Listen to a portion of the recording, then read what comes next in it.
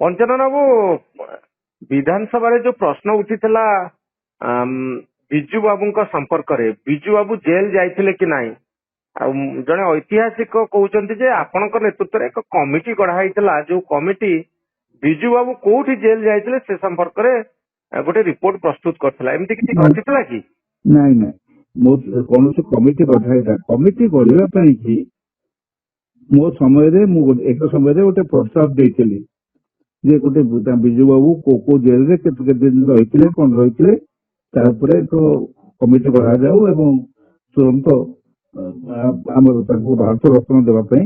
दाबी उपस्थापन करा जाऊ ये 2004 मसीहार कथा किंतु जो सरकार हठात भांगीगला से कथा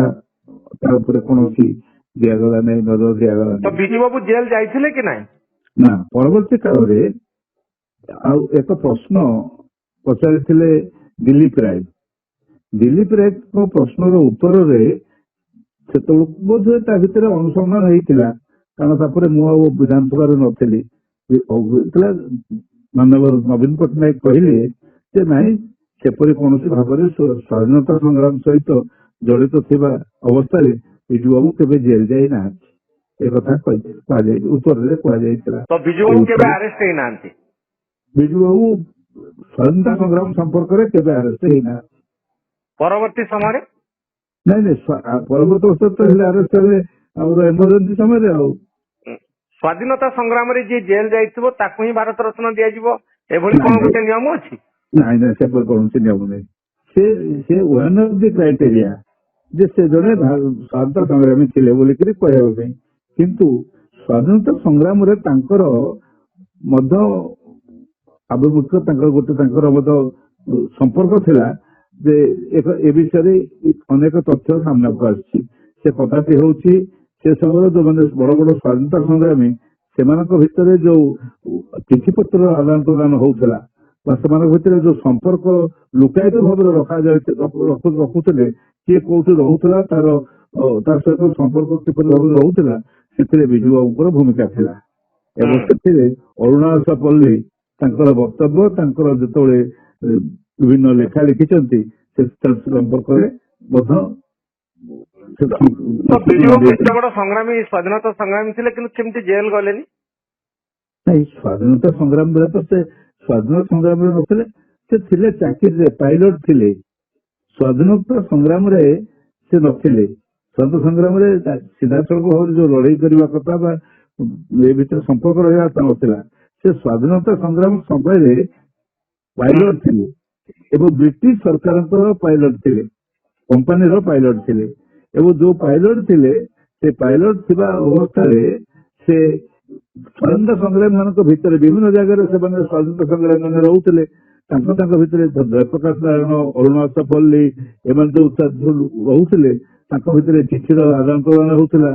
से सब कारबार बिजू बाबू संपृक्ति थी तो पंचबाबू जो कहूँ अमेरिकार एजेंट थे सीआईए एजेंट थे बिजू बाबू आपन मत कौन नहीं नहीं मुझे कथा के अतीत शुणी नहीं गोटे सीआईए पेपर रे गोटे संपर्क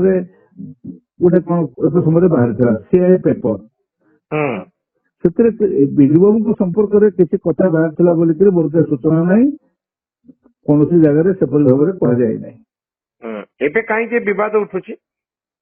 मु जानी नहीं से जो मु दुईटी कारण भावुची कारण उठिला बर्तमान उठुची प्रथम कारण टी होउची बर्तमान जेतबेले बिजू जनता दल ओडिशा रे कांग्रेस संगे पाखे जाइछि कांग्रेस पाखकु जाउछि कांग्रेस संगे तांकर संपर्क बढ़ी बढ़ी के जाउछि दूरता कमी कमी के जाउछि से दृष्टि लोकलोचन को आनिबा पई कि एवं बिजू बाबू को कलंकित कर सांगे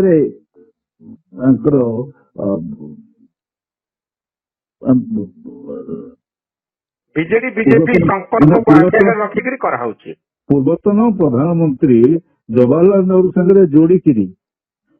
से खराब थे से ये उभय केमी भाव कार्य करुले से संपर्क से कहते से भारी अज्ञ लोक मुझे भावुची जो से खाली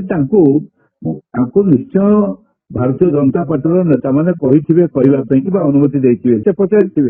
ପଚାରିଥିଲେ ସେ ଅନୁରୋଧ ଦେଇଥିଲେ ଇଏ କହିଛନ୍ତି ସେ ଯେ ତାଙ୍କ ଜ୍ଞାନପ୍ରସାଦରେ କହିନାହାନ୍ତି ଅଜ୍ଞାତରେ କହିଛନ୍ତି ସେ କଥା ମୁଁ କେବେ ବିଶ୍ୱାସ କରିବି ନାହିଁ। ଏ କଥା ତାଙ୍କର କିନ୍ତୁ ଆଜି ବିଜେପି ନେତା ମାନେ ପ୍ରତିବାଦ କରୁଛନ୍ତି ପଞ୍ଚାନନ ବାବୁ। ଶୁଣ ଯୋଉମାନେ ପ୍ରତିବାଦ କରୁଛନ୍ତି ସେମାନେ ଅଜ୍ଞ କାରଣ ସେମାନେ ସମସ୍ତେ ଏସବୁ ସମ୍ପର୍କରେ ନଥାନ୍ତି। ନାଇଁ ସେମାନେ ପ୍ରତିବାଦ କରୁଛନ୍ତି ନିଶିକାନ୍ତ ଦୁବେଙ୍କର ମତାମତକୁ ବରିଷ୍ଠ ନେତା ମାନେ ସେମାନେ କହୁଛନ୍ତି ବିଜୁ ବାବୁଙ୍କ ସମ୍ପର୍କରେ ଏଭଳି ମତ ଦେବା ଉଚିତ ନୁହେଁ। ମତେ ମୁଁ ଗୋଟିଏ କଥା କହୁଛି ଯେ 2 ଜଣ ବ୍ୟକ୍ତି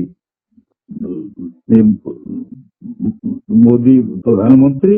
ଏବଂ ଆମର ଯେ ଅମିତ ଶାହ ଏ 2 ଜଣ ଯାକ ପୁରାପୁରି ୟା ଉପରେ ମତାମତ ଦେଲେଣି କି? ତାଙ୍କର ମତ ଏ ବିଷୟରେ କଣ ଦରକାର? ଆଉ ଦଳର ନେତା ମାନେ ଆଉ ଦଳର ଏଠିକାର ସଭାପତି ରାଜ୍ୟ ସଭାପତି ଏବଂ ଦେଶର ସଭାପତି ସେ ମଧ୍ୟ ଆକୁ କଣ୍ଡେମ୍ ବା ମୂଳ ଅସ୍ୱୀକାର କରିବା ଏବଂ ଆକୁ ନିନ୍ଦା କରିବା ଏପରି କଥା ଦେଖାଗଲାଣି। ସର୍ବୋଚ୍ଚ ସ୍ତରରୁ ଗୋଟେ କ୍ଲାରିଫିକେସନ ଦରକାର। ମୁଁ ତ ସବୁଠାରୁ ବଡ କଥା ଚାହୁଁଛି ଯେ ସେଇ ଯୋଉ ଭଦ୍ର ବ୍ୟକ୍ତି ଯଦି ପ୍ରକୃତରେ ବ୍ୟକ୍ତିଗତ ଭାବରେ ଦେଇଥାନ୍ତି ଆଉ ତାହାର କିଛି ସମ୍ପର୍କ ନଥାଏ ସେ ତୁରନ୍ତ କ୍ଷମା ମାଗିବା ଦରକାର ଭାରତବାସୀଙ୍କ ଆଗରେ ଯେ ମୁଁ ଏପରି ଏକ ମନ୍ତବ୍ୟ ଦେଇଥିବାରୁ ବ୍ୟକ୍ତିଗତ ଭାବରେ ମୁଁ ଦୁଃଖ ପ୍ରକାଶ କରୁଛି କ୍ଷମା ପ୍ରାର୍ଥନା କରୁଛି। ସେ କୋଉଠି ଗୋଟେ କ୍ଷମା ଶବ୍ଦ ମଧ୍ୟ ବ୍ୟବହାର କଲେ ନାହିଁ ତାଙ୍କର ବକ୍ତବ୍ୟରେ ବୁଲେଇ ବାଲେଇକିରି କଥାବାର୍ତ୍ତା କଲେ ଯାହା ଭାରତୀୟ ଜନତା ପାର୍ଟିର ଅନ୍ୟମାନଙ୍କର କୌଶଳ ସେ କୌଶଳଟିକୁ ସେ କେବଳ ବ୍ୟବହାର କଲେ। ଏଣୁ ତାଙ୍କର ଭାରତୀୟ ଜନତା ପାର୍ଟିର ଏପରି କାର୍ଯ୍ୟ କରିବା ପଛରେ ଏଇ ଯୋଉ ଆଙ୍କର ଦୁବେଙ୍କର ନିଷ୍ପତ୍ତି ପଛରେ ନିଶ୍ଚିତ ଭାବରେ ବଡ ବଡ କର୍ମକର୍ତ୍ତାଙ୍କର ବା ତାଙ୍କର ଭାରତୀୟ ଜନତା ପାର୍ଟିର ସ୍ୱୀକୃତି ଥିଲା ବା ଏହା ପଛରେ ସେମାନଙ୍କର ଆକୁ ଗ୍ରହଣ କରିଛନ୍ତି ଏବଂ ଜାଣିଛନ୍ତି ମଧ୍ୟ ତାଙ୍କର ଜ୍ଞାନପ୍ରସାଦରେ କଥା ହେଇଛି।